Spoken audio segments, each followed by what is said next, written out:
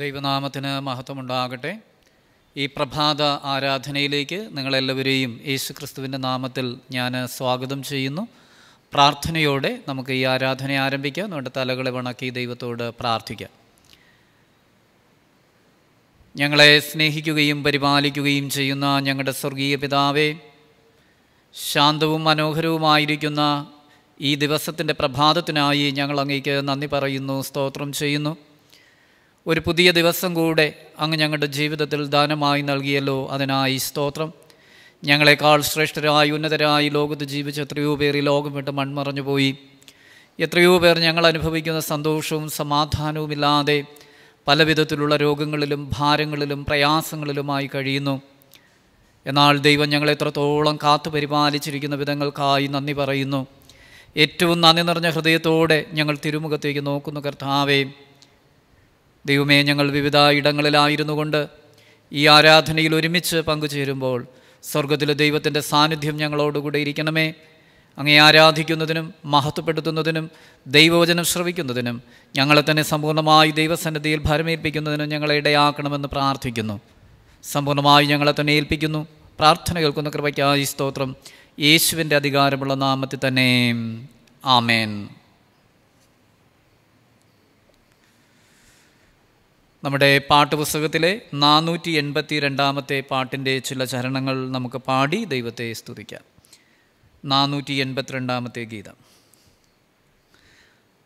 ലോകത്തിലേകയാശ്രയം എന്നേശു മാത്രം, ശോകങ്ങളേറി വന്നാലും. ലോകത്തിലേകയാശ്രയം എന്നേശു മാത്രം, ശോകങ്ങളേറി വന്നാലും. വേണ്ടായി ലോക ഇൻപം പ്രിയനേ നീ മതി, വേണ്ടായി ലോക ഇൻപം പ്രിയനേ നീ മതി. എന്നും വാഴ്ത്തിപ്പാടും ഞാൻ, എന്നും വാഴ്ത്തിപ്പാടും ഞാൻ. ഉറ്റവരായിരുന്നവർ ദേഷിച്ചാലും മാറ്റമില്ലാത്ത സ്നേഹിതൻ. ക്ലേശം നിറഞ്ഞ ലോകയാത്രയിൽ താങ്ങിടും, ക്ലേശം നിറഞ്ഞ ലോകയാത്രയിൽ താങ്ങിടും. വിൻശക്തിയാലെ നിത്യവും, വിൻശക്തിയാലെ നിത്യവും.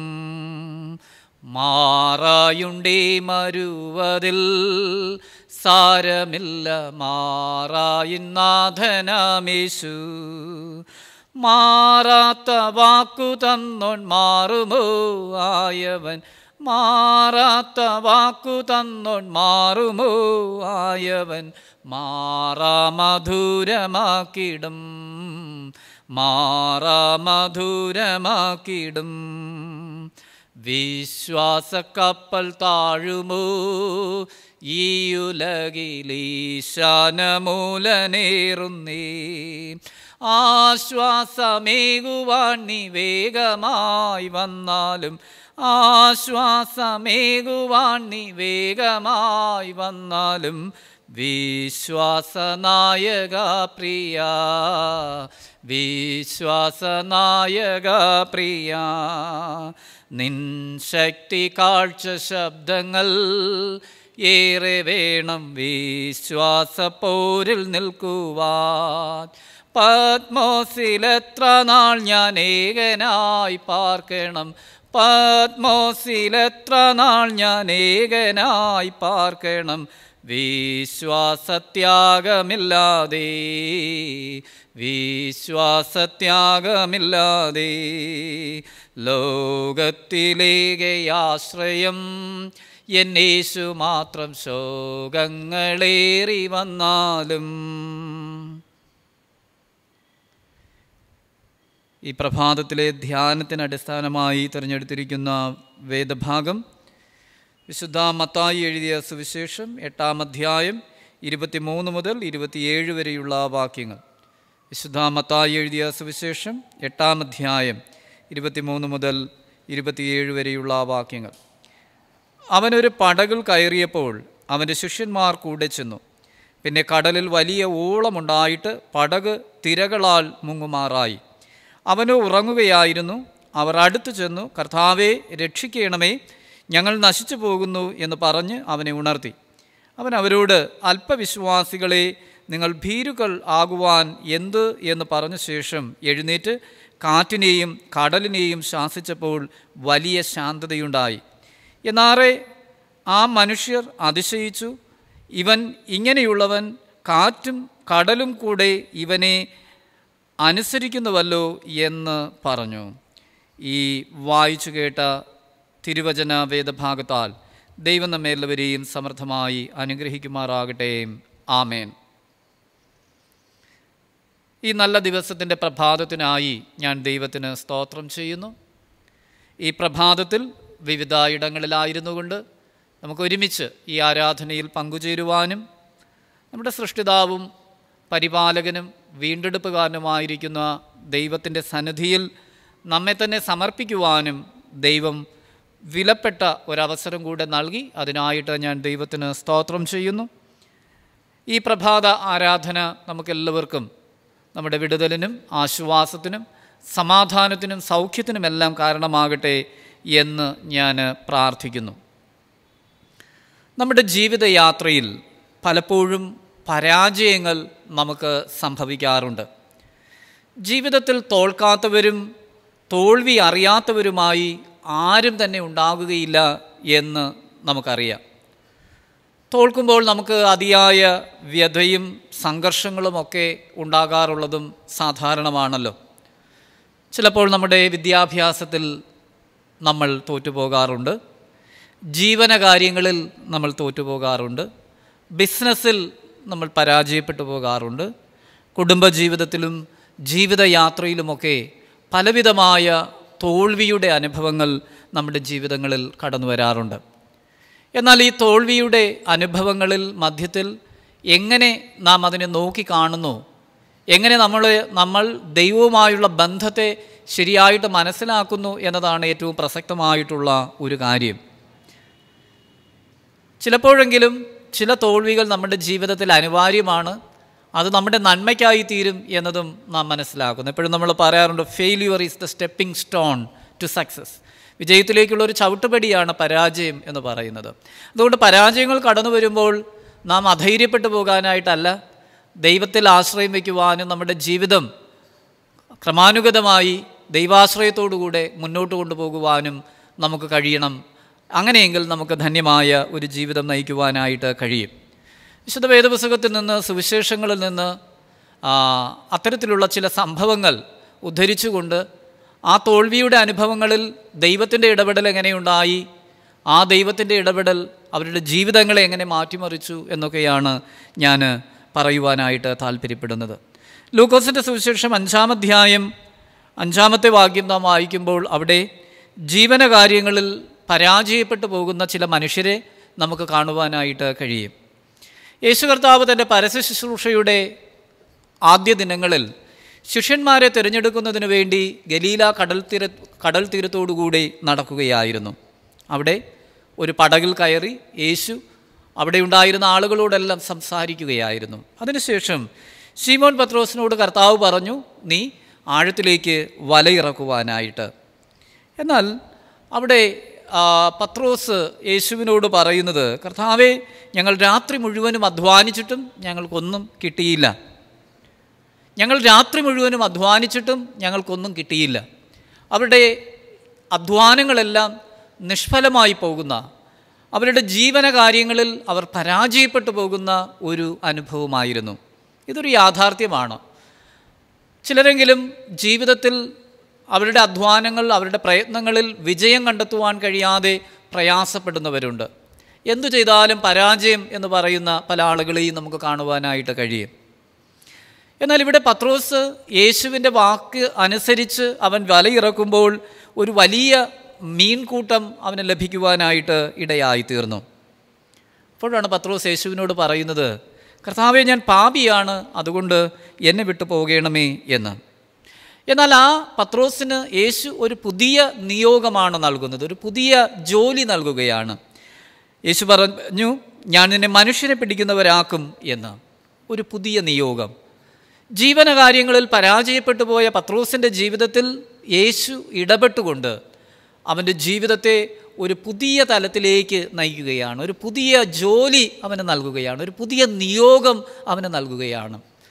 ചിലപ്പോഴൊക്കെ നമ്മുടെ ജീവിതങ്ങളിൽ, നമ്മുടെ പരാജയങ്ങളിൽ ദൈവം ഇടപെടുമ്പോൾ അത് നമുക്കൊരു പുതിയ നിയോഗമാണ്. ചില പുതിയ കാര്യങ്ങൾ, ചില മഹനീയമായിട്ടുള്ള കാര്യങ്ങൾ, ഇന്ന് വരെ നാം ചെയ്തു വന്നതിൽ നിന്നും തികച്ചും വ്യത്യസ്തമായിട്ടുള്ള ചില കാര്യങ്ങൾ ചെയ്യുവാനായിട്ടുള്ള നിയോഗമാണ് നമ്മുടെ പരാജയങ്ങളിലുള്ള ദൈവത്തിൻ്റെ ഇടപെടൽ എന്ന് നമുക്ക് തിരിച്ചറിയുവാനായിട്ട് കഴിയും. അതുകൊണ്ട് പ്രിയമുള്ളവരെ, ചിലപ്പോഴെങ്കിലും ജീവനകാര്യങ്ങളിൽ നമ്മൾ പരാജയപ്പെട്ടു പോകുമ്പോൾ പ്രയാസപ്പെടാതെ ദൈവത്തിൻ്റെ ഇടപെടൽ നമ്മുടെ ജീവിതങ്ങളിൽ ഉണ്ടാകുന്നതിന് വേണ്ടി നാം ആഗ്രഹിക്കുകയും പ്രാർത്ഥിക്കുകയും ചെയ്യണം എന്നതത്രേ ഞാൻ പറയുവാനായിട്ട് ആഗ്രഹിക്കുന്നത്. രണ്ടാമതായിട്ട് മത്തായി സുവിശേഷം 8-ാം അധ്യായം 23 മുതൽ 27 വരെയുള്ള വാക്യങ്ങളിൽ ഇവിടെ യേശുവും ശിഷ്യന്മാരും കൂടെ ഒരു പടകിൽ യാത്ര ചെയ്യുകയായിരുന്നു. അവർ പടകിൽ യാത്ര ചെയ്യുമ്പോൾ പടക് മുങ്ങുമാറ് കാറ്റും ഓളവുമുണ്ടായി എന്ന് വേദപുസ്തകത്തിൽ നാം വായിക്കുന്നു. അങ്ങനെ അവർ കർത്താവിനെ ഉണർത്തുകയായിരുന്നു. ഉറങ്ങുന്നവനായ കർത്താവിനെ അവർ അടുത്ത് ചെന്ന്, കർത്താവെ രക്ഷിക്കണമേ, ഞങ്ങൾ നശിച്ചു പോകുന്നു എന്ന് പറഞ്ഞ് അവനെ ഉണർത്തി എന്ന് നാം കാണുകയാണ്. അപ്പോൾ തങ്ങളോടൊപ്പമുള്ള കർത്താവിനെ അവർ നിലവിളിച്ചുകൊണ്ട് ഉണർത്തുന്നതായ ഒരു രംഗമാണ്. യേശു എങ്ങനെയാണ് അവരുടെ ജീവിതത്തിൽ ഇടപെട്ടത്, അവരുടെ പരാജയത്തിൽ ഇടപെട്ടത്, പ്രതിസന്ധിയിൽ ഇടപെട്ടത് എന്ന് ചോദിച്ചാൽ അവർ ദൈവത്തോട് നിലവിളിക്കുകയായിരുന്നു. യേശു അവരോട് പറയുന്നത്, അല്പവിശ്വാസികളെ, നിങ്ങൾ ഭീരുക്കളാകുന്നതെന്ത് എന്ന്. അപ്പോൾ അവർ യേശുവിനോട് നിലവിളിക്കുമ്പോൾ അവരുടെ വിശ്വാസത്തിൻ്റെ ഒരു പോരായ്മ യേശു ചൂണ്ടിക്കാണിക്കുകയാണ്. അല്പവിശ്വാസികളെ, നിങ്ങൾ ഭീരുക്കളാകുന്നതെന്ത്. യേശു നമ്മോടുകൂടെ ഉണ്ട് എങ്കിൽ നമ്മൾ എന്തിന് അധൈര്യപ്പെടണം എന്നതാണ് യേശു അവരോട് ചോദിക്കുന്നത്. ദൈവം നമ്മോടുകൂടെ ഉണ്ടെങ്കിൽ നമ്മൾ എന്തുകൊണ്ട് പ്രയാസപ്പെടണം, അല്ലെങ്കിൽ ഇത്തരത്തിൽ ഭീരുക്കളാകണം എന്നതാണ് പ്രസക്തമായിട്ടുള്ള ചോദ്യം. യേശുവിൻ്റെ ചോദ്യം നമ്മോടും അവൻ ചോദിക്കുന്നത്. ജീവിതത്തിൽ ചില പരാജയങ്ങൾ, ചില പ്രയാസങ്ങൾ, പ്രതിസന്ധികൾ വരുമ്പോൾ നമ്മൾ അധൈര്യപ്പെട്ടു പോകാറുണ്ട്, നമ്മൾ ഭീരുക്കളായി തീരാറുണ്ട്, ചിലപ്പോഴൊക്കെ നമ്മൾ നിലവിളിക്കാറുണ്ട്. എന്നാൽ ദൈവം നമ്മോടുകൂടെയുണ്ട് എങ്കിൽ നിശ്ചയമായിട്ടും ജീവിതത്തിൽ നമുക്ക് ഏത് പ്രതിസന്ധിയെയും തരണം ചെയ്യുവാനായിട്ട് കഴിയും എന്നതത്രേ. ജീവിതത്തിലുണ്ടാകുന്ന പ്രശ്നങ്ങളുടെ കൊടുങ്കാറ്റുകൾ യേശുവിൻ്റെ സാന്നിധ്യത്താൽ അത് ശാന്തമാകുന്നു. നമ്മോടൊപ്പമുള്ള ദൈവസാന്നിധ്യം തിരിച്ചറിയുവാൻ നമുക്ക് കഴിയണം. നമ്മോടൊപ്പമുള്ള യേശുവിൻ്റെ മാറ്റമില്ലാത്ത സാന്നിധ്യം തിരിച്ചറിയുവാനായിട്ട് നമുക്ക് കഴിയണം. യേശു പറഞ്ഞു, കണ്ടാലും ലോകാവസാനത്തോളം എല്ലാ നാളും ഞാൻ നിങ്ങളോടുകൂടെയുണ്ട്. അത് ദൈവത്തിൻ്റെ ഏറ്റവും വലിയ വാഗ്ദത്തമാണ്. നമ്മോടൊപ്പം എന്നുമുള്ള യേശുവിനെ തിരിച്ചറിയുവാൻ, അവൻ നമ്മുടെ ജീവിതത്തിൻ്റെ എല്ലാ പ്രയാസങ്ങളുടെക്കാളും വലിയവനാണ് എന്ന ഒരു തിരിച്ചറിവ് നമുക്കുണ്ടാകുവാൻ, അങ്ങനെ ആ തിരിച്ചറിവിൽ പ്രതിസന്ധികളെ തരണം ചെയ്ത് ജീവിക്കുവാനായിട്ട് നമുക്ക് കഴിയണം. യേശു ഇവിടെ കാറ്റിനെയും ഓളങ്ങളെയും തിരമാലകളെയും എല്ലാം അവൻ ശാന്തമാക്കുകയാണ്. അവൻ സൃഷ്ടിതാവായ ദൈവമാണ്, അവൻ വീണ്ടെടുപ്പുകാരനായ ദൈവമാണ്, അവൻ പരിപാലകനായ ദൈവമാണ്, സകലത്തിന്മേലും അധികാരമുള്ള ദൈവമാണ്. അങ്ങനെയെങ്കിൽ സകലത്തിന്മേലും അധികാരമുള്ള ദൈവത്തിൽ നാം ആശ്രയം വയ്ക്കുന്നത് തന്നെയാണ് നമ്മുടെ ജീവിതത്തിലെ ഏറ്റവും പ്രധാനപ്പെട്ട കാര്യം. ലൂക്കോസിൻ്റെ സുവിശേഷം 9-ാം അധ്യായം 37 മുതൽ 47 വരെയുള്ള വാക്യങ്ങളിൽ യേശുവിനോടൊപ്പം ഉണ്ടായിരുന്ന പത്രോസും യോഹന്നാനും യാക്കോബും കൂടെ പ്രാർത്ഥിക്കുവാനായിട്ട് മലയിൽ കയറിപ്പോയി. അവിടെ യേശു ദൈവതേജസ്സിനാൽ നിറയപ്പെടുകയും ആ മലയെ നമ്മൾ മറുരൂപമല എന്ന് വിളിക്കുകയും ചെയ്യുന്നു. അവിടെ നിന്ന് യേശുവും തന്നോടൊപ്പം ഉണ്ടായിരുന്ന ശിഷ്യന്മാരും താഴേക്ക് ഇറങ്ങി വരുമ്പോൾ വലിയൊരു കൂട്ടം ആളുകൾ യേശുവിനെ കാത്തു നിൽക്കുകയായിരുന്നു. അവിടെ ഒരു മനുഷ്യൻ നിലവിളിച്ചുകൊണ്ട് മുന്നോട്ട് വന്നിട്ട് പറയുകയാണ്, കർത്താവേ, എൻ്റെ മകൻ ഭൂതം ബാധിച്ച് അല്ലെങ്കിൽ ദുരാത്മാവ് ബാധിച്ച് അശുദ്ധാത്മാവ് ബാധിച്ച് ഇരിക്കുന്നു. എൻ്റെ മകനെ രക്ഷിക്കുവാനായിട്ട് ഞാൻ നിൻ്റെ ശിഷ്യന്മാരോട് ആവശ്യപ്പെട്ടു, എങ്കിലും അവർക്ക് കഴിഞ്ഞില്ല എന്ന്. അവൻ എനിക്ക് ഏകജാതനായവനാണ്, അത്ര സങ്കടത്തോടു കൂടെയാണ് ഞാൻ കടന്നു വന്നിരിക്കുന്നത് എന്ന്.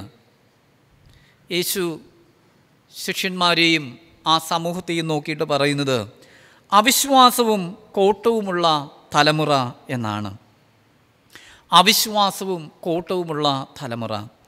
അവിശ്വാസവും കോട്ടവുമുള്ള തലമുറയെ ഞാൻ എത്രത്തോളം നിങ്ങളോടുകൂടെ ഇരിക്കും എന്ന്. അപ്പോൾ ദുഷ്ടതയുടെ, പൈശാചികതയുടെ അല്ലെങ്കിൽ തിന്മ ശക്തികളുടെ മേൽ വിജയം നേടുക എന്നത് ദൈവം നമുക്ക് നൽകിയിരിക്കുന്ന ഒരു വലിയ ഉത്തരവാദിത്വമാണ്. യേശു കർത്താവ് തന്നോടൊപ്പം തൻ്റെ ശിഷ്യന്മാരെ ചേർക്കുമ്പോൾ, തന്നെ അനുഗമിച്ചവരെ തന്നോടൊപ്പം കൂട്ടുമ്പോൾ യേശു കർത്താവ് പറയുന്നത് ഈ ലോകത്തിന്മേൽ നിങ്ങൾക്ക് അധികാരമുണ്ടാകണം എന്നതത്രേ. മാർക്കോസിൻ്റെ സുവിശേഷത്തിൽ നാം അങ്ങനെ തന്നെയാണ് വായിക്കുന്നത്. അവൻ തന്നോടുകൂടെ ഇരിക്കുവാനും പ്രസംഗിക്കുന്നതിന് വേണ്ടി അയക്കുന്നതിനും ഭൂതങ്ങളെ പുറത്താക്കുന്നതിനും 12 നിയമിച്ചു എന്ന്.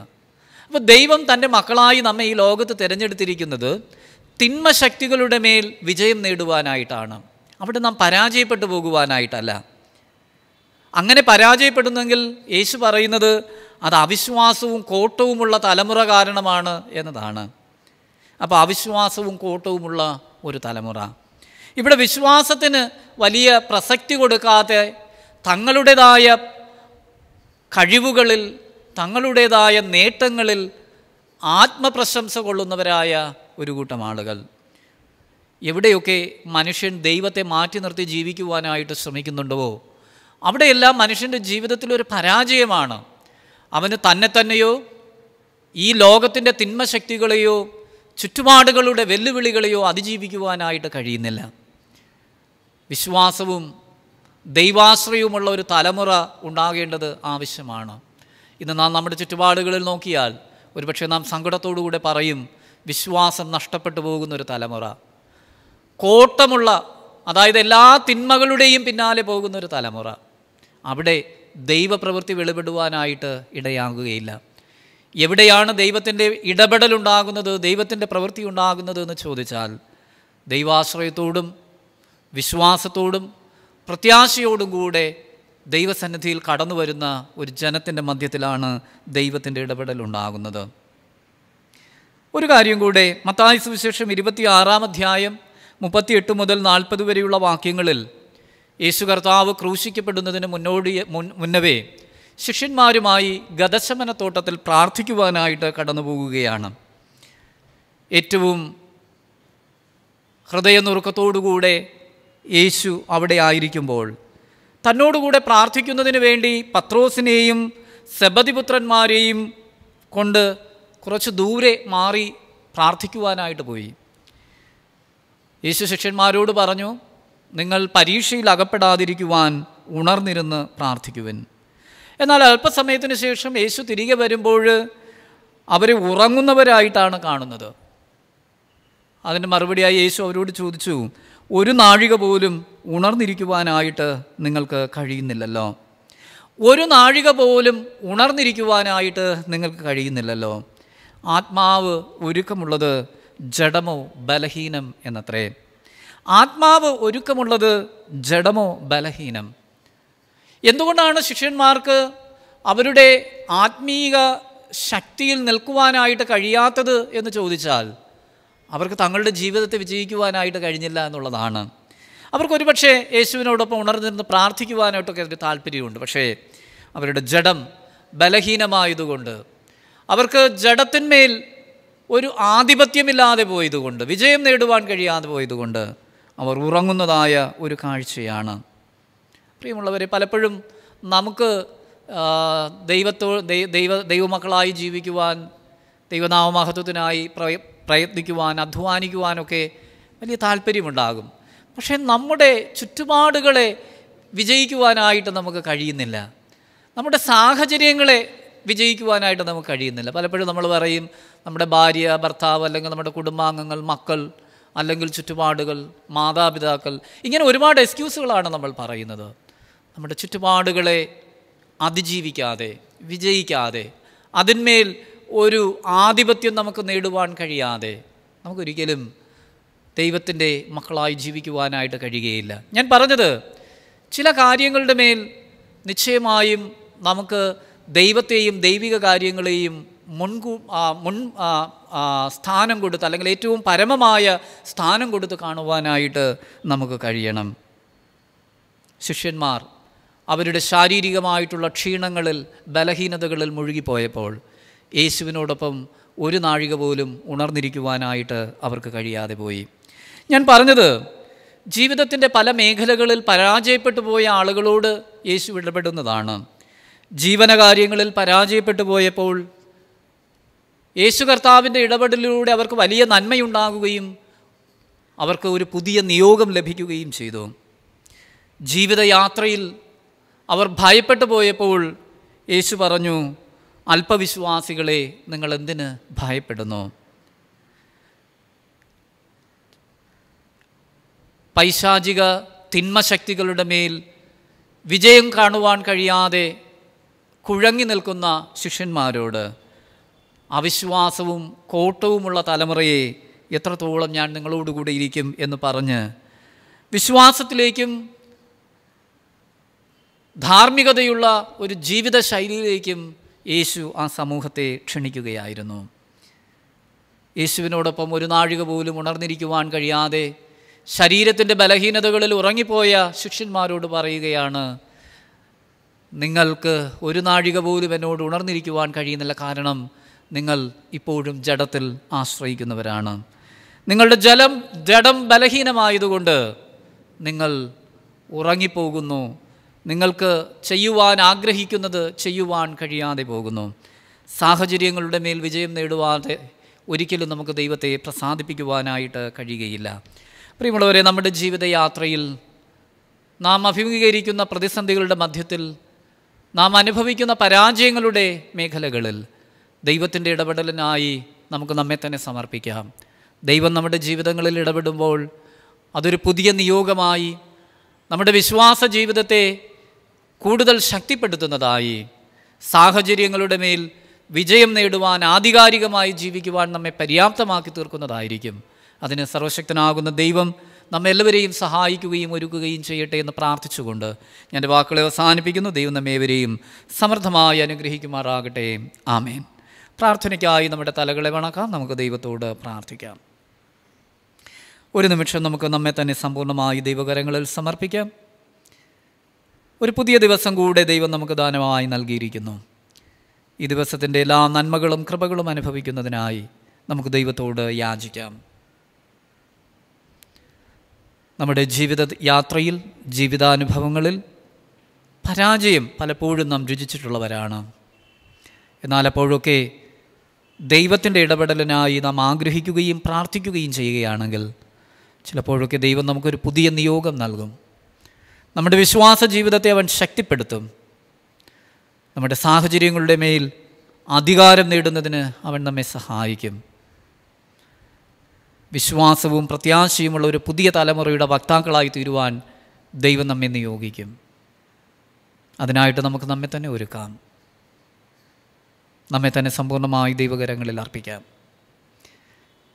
ഈ ആരാധനയിൽ പങ്കുചേരുന്ന എല്ലാവരെയും ദൈവം അനുഗ്രഹിക്കുന്നതിന് വേണ്ടി പ്രാർത്ഥിക്കാം. രോഗത്തിലോ ഭാരത്തിലോ ക്ഷീണാവസ്ഥകളിലോ ബലഹീനമായ അവസ്ഥകളിലോ നിരാശയുടെ അനുഭവങ്ങളിലോ അല്ലെങ്കിൽ പരാജയപ്പെട്ടു പോയ ജീവിത സാഹചര്യങ്ങളിലോ ഒക്കെ ആയിരിക്കുന്നെങ്കിൽ ദൈവത്തിൻ്റെ ഇടപെടൽ അത് നമ്മുടെ ജീവിതത്തെ ധന്യമാക്കി തീർക്കും, അനുഗ്രഹപൂർണ്ണമാക്കി തീർക്കും. അതിനായിട്ട് നമ്മെ തന്നെ സമർപ്പിക്കാം. ഈ ദിവസത്തിൻ്റെ എല്ലാ പ്രവർത്തന കാര്യാദികളിലും ദൈവസാന്നിധ്യം ഉണ്ടാകുന്നതിന് വേണ്ടി പ്രാർത്ഥിക്കാം. നമ്മുടെ യാത്രകൾ, പ്രവർത്തനങ്ങൾ, ജോലികാര്യാദികൾ എല്ലാം അനുഗ്രഹപൂർണ്ണമാക്കി തീർക്കണമേ എന്ന് പ്രാർത്ഥിക്കാം. വിദൂരതകളിലായിരിക്കുന്നവർ, വിദേശ രാജ്യങ്ങളിലായിരിക്കുന്നവർ, പഠനത്തിലായിരിക്കുന്ന നമ്മുടെ കുഞ്ഞുങ്ങൾ, ഉന്നത വിദ്യാഭ്യാസം ചെയ്യുന്നവർ, വിവിധ കോഴ്സുകൾക്ക് വേണ്ടി അഡ്മിഷന് വേണ്ടി ആഗ്രഹിക്കുന്നവർ, വിവാഹിതരാകുവാൻ ഒരുങ്ങുന്നവർ, അങ്ങനെ ജീവിതത്തിൻ്റെ പല മേഖലകളിൽ ദൈവത്തിൻ്റെ ഹൃദ്യമായ ഇടപെടലിനായി കാത്തിരിക്കുന്ന എല്ലാവരുടെ മേലും ദൈവസാന്നിധ്യം വ്യാപരിക്കുന്നതിന് വേണ്ടി നമുക്ക് പ്രാർത്ഥിക്കാം. ദൈവമേ, സ്വർഗീയ പിതാവേ, ഈ നല്ല സമയത്തിനായി ഞങ്ങൾ അങ്ങേക്ക് നന്ദി പറയുന്നു, സ്തോത്രം ചെയ്യുന്നു. അങ്ങേ ആരാധിക്കുന്നതിനും മഹത്വപ്പെടുത്തുന്നതിനും ദൈവമേ വിവിധ ഇടങ്ങളിലായിരുന്നു കൊണ്ട് ആത്മാവിൽ ഐക്യപ്പെട്ട് ദൈവസാന്നിധ്യം അനുഭവിക്കുന്നതിനും ഞങ്ങളെ ഇടയാക്കിയല്ലോ. അതിനായി സ്തോത്രം. ജീവിതത്തിൻ്റെ പല മേഖലകളിലും പരാജയങ്ങളും തോൽവികളും ഞങ്ങൾ രുചിച്ചിട്ടുള്ളവരാണ്. എന്നാൽ കർത്താവേ, ഓരോ ജീവിതാനുഭവങ്ങളിലും ഞങ്ങൾ അങ്ങയുടെ സാന്നിധ്യം അപേക്ഷിക്കുകയാണ്. ഞങ്ങൾക്ക് പുതിയ നിയോഗം നൽകി ഞങ്ങളുടെ വിശ്വാസ ജീവിതങ്ങളെ ശക്തിപ്പെടുത്തി ബലപ്പെടുത്തി അധൈര്യപ്പെട്ടു പോകാതെ സാഹചര്യങ്ങളുടെ മേൽ അധികാരം നൽകി അങ്ങയെ അനുഗമിക്കുവാനും അങ്ങയുടെ മക്കളായി ജീവിക്കുവാനും ഞങ്ങളെപ്പോഴും സഹായിക്കണമേ. കർത്താവ്, ഈ ആരാധനയിൽ പങ്കുചേർന്നിരിക്കുന്ന എല്ലാവരെയും ആളാളായും പേരുപേരായും അനുഗ്രഹിക്കണമേ. ശാരീരികമായി, മാനസികമായി, ആത്മീകമായി നന്മകൾ കൊണ്ട് നിറയ്ക്കണമേ. ഇവിടെ തൊഴിൽ മേഖലകളെ അനുഗ്രഹിക്കണമേ. ഓരോ ജീവിത സാഹചര്യങ്ങളിലായിരിക്കുന്നവരുടെ മേലും ദൈവത്തിൻ്റെ മാറ്റമില്ലാത്ത സാന്നിധ്യവും കൃപയും വ്യാപരിക്കട്ടെ. സന്തോഷത്തോടെ, സമാധാനത്തോടെ, ദൈവകൃപയോടെ ഓരോ നിമിഷവുമായിരിക്കാൻ ദൈവം സഹായിക്കണം. പകലിൻ്റെ എല്ലാ നന്മകളും കൃപകളും അനുഭവിപ്പാൻ സഹായിക്കണമേ. സമ്പൂർണ്ണമായി ഞങ്ങളെ തന്നെ ഏൽപ്പിക്കുന്നു. പ്രാർത്ഥന കേൾക്കുന്ന കൃപയ്ക്കായി സ്തോത്രം. യേശുവിൻ്റെ ധന്യതയുള്ള നാമത്തിൽ തന്നെ ആമേൻ. സമാധാനത്തോടെ ആശീർവാദം കൈക്കൊള്ളുവിൻ. നമ്മുടെ കർത്താവായ യേശു ക്രിസ്തുവിൻ്റെ കൃപയും പിതാവായ ദൈവത്തിൻ്റെ സ്നേഹവും ആശ്വസിപ്പിക്കുന്ന പരിശുദ്ധാത്മാവിൻ്റെ കൂട്ടായ്മയും നാം എല്ലാവരോടും നമ്മുടെ എല്ലാ ആവശ്യങ്ങളോടും പ്രിയമുള്ളവരെ നാം ശ്രമിച്ചതായ ദൈവവചനദൂതനോടും ഇന്നും എന്നേക്കും കാലാവസാനം കൂടാതിരിക്കുമാറാകട്ടെ. ആമേൻ.